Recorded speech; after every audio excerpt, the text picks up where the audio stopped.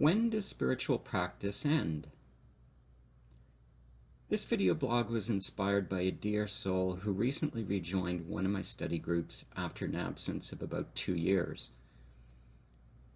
When they left the study group, they felt they had outgrown the teaching, that they no longer needed the teaching in their lives, and that they had learned all they needed to learn from the teaching.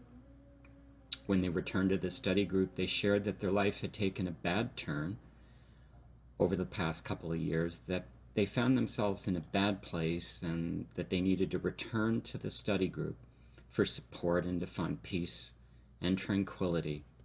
The peace and tranquility they had acquired before they left the study group the first time.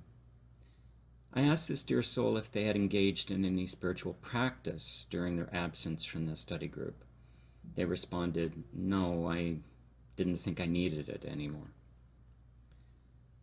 I've watched and witnessed this all too familiar scenario play itself out in the lives of many a precious soul. But it never ceases to intrigue me how we think we have risen above our spiritual practice to a point where we do not think we need it any longer. This thought brought me to ask myself, when does spiritual practice end? Greg Good, a non-dualistic supporter, suggests that spiritual practice ends when we no longer seek what we are looking for in the practice.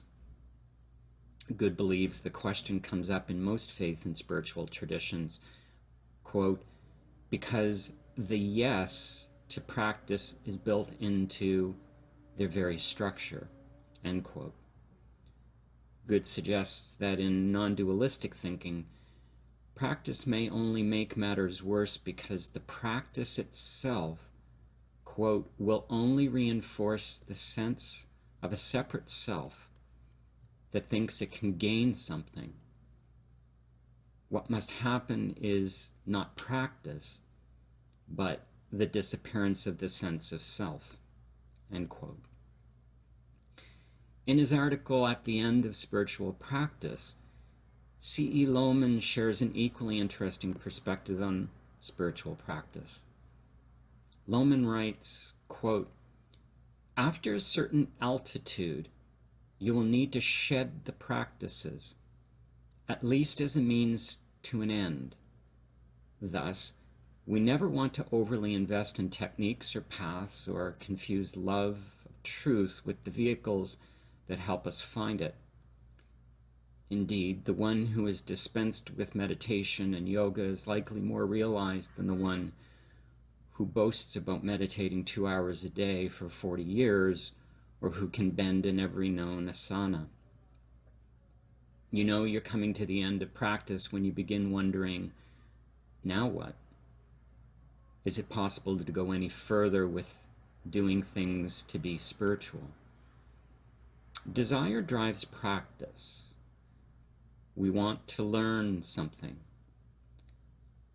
be somebody, which is both necessary and in the long run problematic, especially when it comes to matters of self-realization.